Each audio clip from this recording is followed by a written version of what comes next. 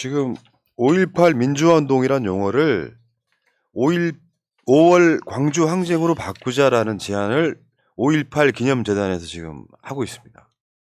근데 사실 광주 항쟁이라는 표현을 많이 썼거든요. 근데 법적 공식 용어가 5.18 민주화운동인 거예요. 그것을 광주 항쟁으로 바꾸자. 저는 찬성. 우리는 그냥 5.18 민주화운동이라는 게 어떤 느낌이었냐면은 보수 정권이 너무 플레인하죠.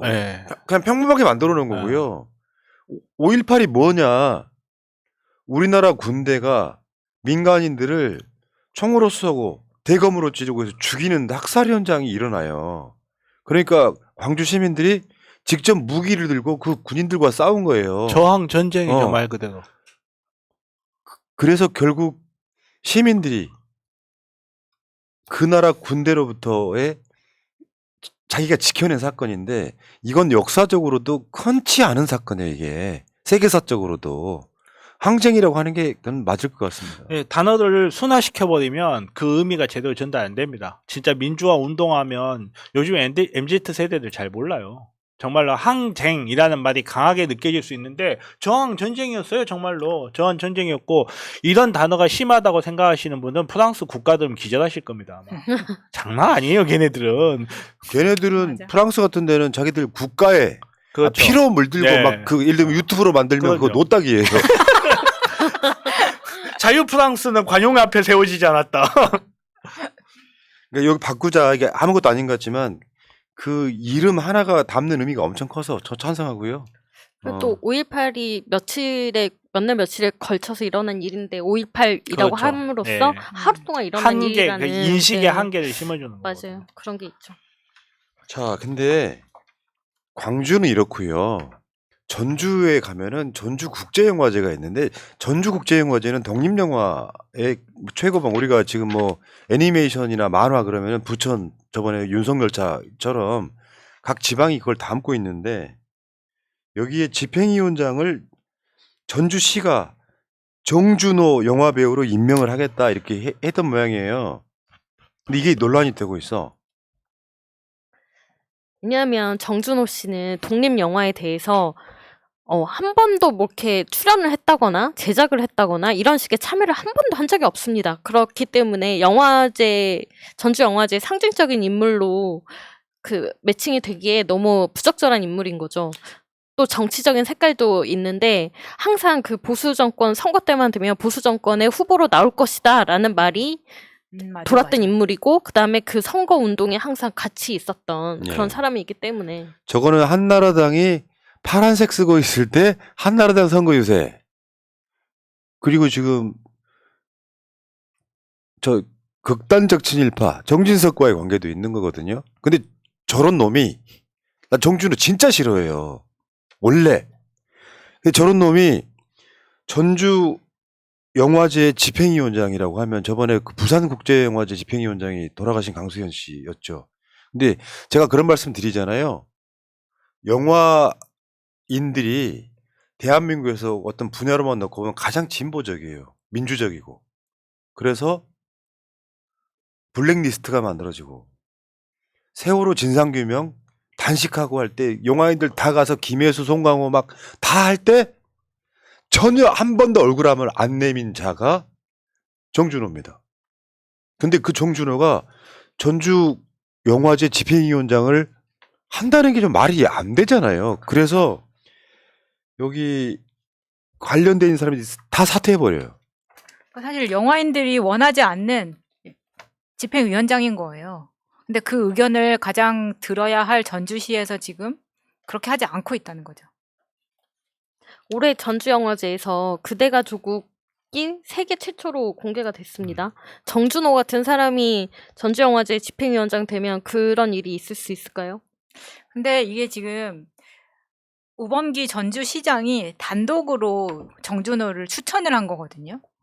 그러면은 본인의 의지에 따라서 이제 이걸 가지고 투표를 하면서 결정이 난다고는 하지만, 이렇게 모두가 원하지 않는 사람을 시장의 단독 추천으로 인해서 위원장을 만들고 이렇게 가는 것이 맞는 건지, 특히나 이게 뭐 보수 진보를 떠나서 이 사람이 이런 독립 영화나 이런 거에 기여한 바가 전혀 없음에도 불구하고 왜 무슨 이유로 이 사람이 위원장이 되어야 되는지 그것을 전혀 설득하지 못하고 있다는 겁니다. 국민의힘이 정권 잡아서예요? 뭐 그런 느낌 아니야? 근데 그게 전주야, 전주. 전주 시민들은 무시하는 거죠. 자, 진실화해위원장 이 인간한테 한번 가볼게요. 얘는 그냥 그러니까 이게 진실화해위원장이라고 하는 게 국가 권력이 일반 국민들을 탄압하거나 죽이거나 한 모든 사건들에 대해서 다시 진상규명을 하고 그 국가 독치기 편한 독재 권력이 저지른 일을 진상규명하는 그런 역할을 하는 것이 진실화해위원장인데 진실화해를 위한 과거사 정리위원회란 말이에요. 왜냐하면 이 찍들은 이런 걸 아실려나 모르겠는데 산업화라는 걸 겪으면서 이승만, 박정희 같은 독재자들이 일반 국민에게 행한 그 독재라고 부를 수 있는 수많은 사건들이 있잖아요. 국가 권력이 그냥 개인의 인권을 무시한다든지 죽인다든지 하는 거. 요거를 정리해줘야 돼. 예를 들면 12구 참사 관련해 갖고 이상민이 같은 사람들 물러나고 진상규명하는 거랑 똑같이 역사가 반복되는 거거든요. 근데 거기다가 그냥 뉴라이트라고 표현하면 그 되게 얌전한 거라 그랬잖아요. 이제 일베가 공직을 맡은 상황이 돼버렸어요. 일베가. 이자가 한 말 중에 재밌었던 게 재미란 표현보다 황당한 거죠. 이승만, 박정희는 독재자가 아니랍니다. 그러면 이런 생각을 갖고 있는 놈이 진실화해위원장을 하면 그 이승만, 박정희가 했던 거에 대해서 진상규명이 됩니까? 우리나라 가장 독재 권력, 그러니까 민주주의가 들어온 이래 가장 독재에 오래한 게 박정희고요. 그 다음에 이승만이고요. 그 다음에 전두환이에요. 이때 생겼던 사건들을 독재자가 아니라는 거예요. 이런 말은 일베 가면 하잖아요. 일베 가면. 전두환 장군 만세 같은 걸 하고 있잖아요. 근데 사실 진실화해위원장이라고는 하는데 진실과 화해와는 아예 거리가 먼 거예요. 저 사람을 안 침으로써.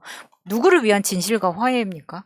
이거는 지금 이거 가지고 이 사람이 한 말, 과거의 한 말이나 행적을 가지고 굉장히 분열되게 생긴 거예요.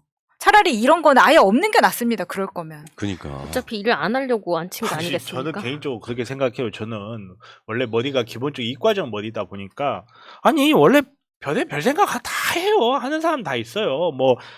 뭐 독재자라고 생각하는 사람도 있을 거고 아니라고 생각하는 사람도 있을 거고 구국의 영웅이다. 나를 배고프지 않게 해줬다. 뭐 이런 별 사람들이 다 있어요. 그런 말을 평소에 하던 사람이야.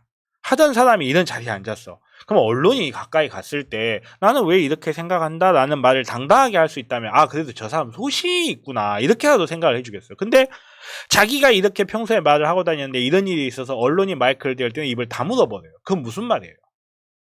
자기도 이게 사실이 아니라는 걸 알면서 이야기를 한다는 거예요. 그냥 자기의 정치적인 입장에 따라서 누구가 독재자가 되기도 하고 누구가 독재자가 아니기도 되고 자기의 생각에 따라서 학살인 게 되기도 하고 실수일 뿐인 게 되는 사람이 어떤 국가기관의 장인들 앉을 수가 있냐는 거예요. 자기가 옳다라고 생각하는 걸 믿고 추진할 수 있는 사람이 아닌데 아니 저는 개인적으로 그렇게 생각해요. 예를 들어서 이 사람이 정말로 뭐 이상한 증거 같은 게 있어가지고 이승만 박정희 독재자 아니다. 나는 진실과 화해가 이승만 박정희가 독재자가 아니라는 게 진실이라고 생각. 나 이거 입증할란다 하면서 국민들한테 당당하게 이야기하고 자기의 생각을 검증할 정도의 자격이 있는 사람이라면 나는 그럴 수도 있다고 생각해요. 근데 이 사람이 지금 이런 태도를 봤을 때 이승만 박정희는 독재자가 아니라는 말도 노골리는 학살이 아니라는 말도 자기의 생각과는 다른 이야기를 하면서 자기의 정치적 이익만 얻는 자라는 거거든요. 제가 봤을 땐 그렇게 읽혀요. 이런 사람이 이런 사람 동네 이장도 하면 안 됩니다. 그렇지. 하면 안 되는 거지. 이렇게 왜곡돼 있는 우리의 역사가요. 촛불이 있고 하는 과정이 뭐냐면은 민주주의를 완성시켜가는 과정이에요. 근데 민주주의를 탄압하고 독재를 했던 자들의 부역했던 놈이 이 자리에 올라간다는 것 자체가 이상한 거잖아. 아까 말씀하신 그 노건리 사건이 얘가 뭐라 그랬냐면요. 노건리 사건이 미군의 실수였다.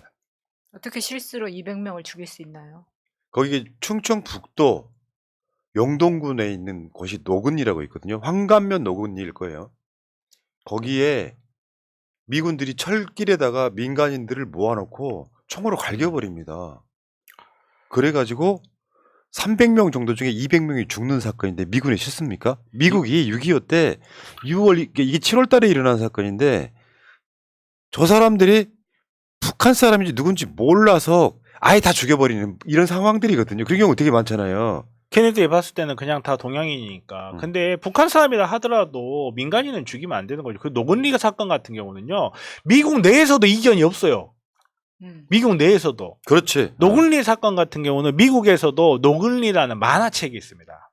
만화책인데 그 만화책 보면 어떤 경위를 해서 이런 일이 있었는지가 나와요. 뭐 실수 예를 들어서 민가에 뭐 국민들이 시민들이 대피해 있는데 뭐 함포가 잘못 떠졌다는가 미사일을 쐈는데 거꾸로 와가지고 죽었다. 그러면 그거는 뭐 실수다 이렇게 말할 수도 있겠죠. 근데 이건 그게 아니잖아요.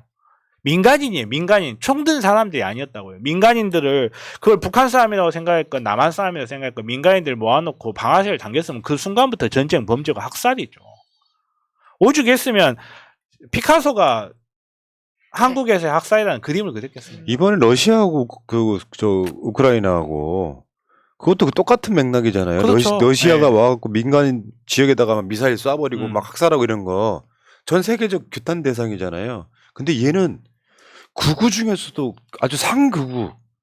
그러면 보통 이런 자를 예를 들어서 윤석열 관련한 무슨 정당에 뭘 맡은다 이런 게 아니라요.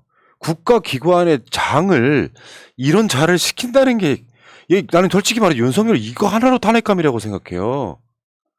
그 자리에 앉으면 절대 안 되는 자, 사실은 처단의 대상인 자를 위원장으로 앉혀갖고 그냥 쉽게 말하면 저지를 해버리는 거예요.